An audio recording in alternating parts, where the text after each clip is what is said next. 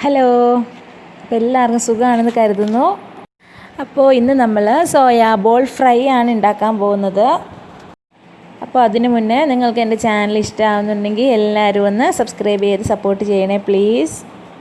അപ്പോൾ ഞാൻ ഇതിനായിട്ട് ഒരു 150 ഗ്രാം സോയാ ബോൾ എടുത്ത് കുറച്ച് പച്ചവെള്ളം ഒഴിച്ച് അരമണിക്കൂറോളം കുതിർത്തി വെച്ചിട്ടുണ്ട്.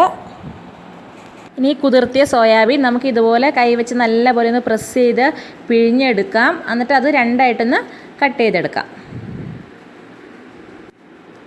അപ്പോൾ ഞാനിത് ഇതുപോലെ കട്ട് ചെയ്തെടുത്തിട്ടുണ്ട്. ഇതിലേക്ക് നമുക്ക് പാകത്തിന് മുളക് പൊടിയും പാകത്തിന് ഉപ്പും ചേർത്ത് കൈ വെച്ച് നല്ലവണ്ണം ഒന്ന് തിരുമ്മിയെടുക്കാം.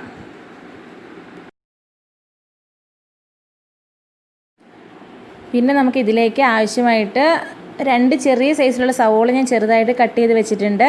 പിന്നെ കുറച്ച് ചില്ലി ഫ്ലേക്സ് വേണം, കുറച്ച് കറിവേപ്പില.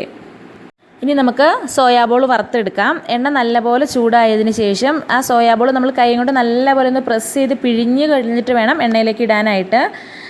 അല്ലെങ്കിൽ പിന്നെ ആകെ പൊട്ടിത്തെറിക്കും. നമുക്ക് നല്ല രീതിയിൽ തന്നെ ഡീപ്പ് ഫ്രൈ ചെയ്തെടുക്കാം. നല്ല ക്രിസ്പി ആയിട്ട് നമുക്കിത് വറുത്തെടുക്കാം. പിന്നെ വറുക്കുമ്പോൾ നമ്മളെപ്പോഴും ഹൈ ഫ്ലെയിമിൽ ഇടണം, അല്ലെങ്കിൽ പിന്നെ ആകെ എണ്ണ കുടിക്കും. അപ്പോൾ ഇത് ഏകദേശം തന്നെ റെഡി ആയിട്ടുണ്ട്. നമുക്കിത് കോരിയെടുത്ത് മാറ്റി വയ്ക്കാം. ഇതിപ്പോൾ ഇങ്ങനെ തന്നെ നമുക്ക് ചോറിന് സൈഡ് ഡിഷായിട്ട് ഉപയോഗിക്കാം. എന്തെങ്കിലും ഒഴിച്ചു കറിയൊക്കെ ഉണ്ടെങ്കിൽ ഇത് നമുക്ക് ഫ്രൈ ആയിട്ട് ഇങ്ങനെ തന്നെ നമുക്ക് കഴിക്കാവുന്നതാണ്. അപ്പോൾ ബാക്കിയുള്ള എല്ലാ സോയാബോളും നമുക്കിതുപോലെ ഫ്രൈ ചെയ്തെടുക്കാം. അപ്പോൾ ഞാൻ ഇതെല്ലാം ഫ്രൈ ചെയ്തെടുത്ത് മാറ്റി വെച്ചിട്ടുണ്ട്. നല്ല ക്രിസ്പി ആയിട്ട് നമുക്കിത് ഫ്രൈ ചെയ്തെടുത്തിട്ടുണ്ട്. ഇനി നമുക്ക് ഇതുപോലെ വേറൊരു പാൻ എടുത്ത് സോയാബീൻ ഫ്രൈ ചെയ്ത എണ്ണയിൽ നിന്ന് അല്പം എടുത്ത് ഇതിലേക്ക് ഒഴിച്ച് കൊടുക്കാം. അതിലേക്ക് സവോളയും ചേർത്ത് കൊടുക്കാം. അതിലേക്ക് നമ്മൾ ചതച്ച് വെച്ചിട്ടുള്ള മുളകില്ലേ, ചില്ലി ഫ്ലേക്സ്, അതും ചേർത്ത് കുറച്ച് കറിവേപ്പിലയും ചേർത്ത് കൊടുക്കാം. ഇനി ഞാൻ നല്ലൊരു ടിപ്പ് പറഞ്ഞുതരാം. നമ്മുടെ ഉണക്കമുളകൊക്കെ വീട്ടിലിരിപ്പുണ്ടെങ്കിൽ എപ്പോഴും ഫ്രിഡ്ജിൽ സൂക്ഷിക്കുക. കാരണം എന്താണെന്ന് വെച്ചാൽ ഫ്രിഡ്ജിൽ സൂക്ഷിച്ച് കഴിഞ്ഞാൽ ഉണക്കമുളക് നല്ല ക്രിസ്പി ആയിട്ടിരിക്കും. അതിൻ്റെ പേരിൽ നമുക്ക് മിക്സിയുടെ ജാറിലിട്ട് പൊടിച്ചെടുക്കാനും നല്ല എളുപ്പമായിരിക്കും. സവോള നമുക്ക് ഒത്തിരി വഴറ്റേണ്ട ആവശ്യമൊന്നുമില്ല, ജസ്റ്റ് അതെല്ലാം ഒന്ന് മിക്സ് ആയാൽ മാത്രം മതി.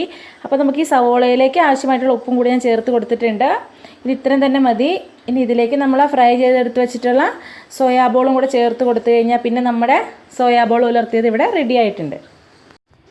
അപ്പോൾ ഇങ്ങനെ ഒരു കറി ഉണ്ടെങ്കിൽ പിന്നെ വേറെ ഒന്നിൻ്റെ ആവശ്യമില്ല. നല്ല ടേസ്റ്റി ആയിട്ടുള്ള സോയാബോൾ ഉലർത്തിയതാണ്. ഒരു പ്ലേറ്റ് ചോറ് തീരുന്നതറിയില്ല.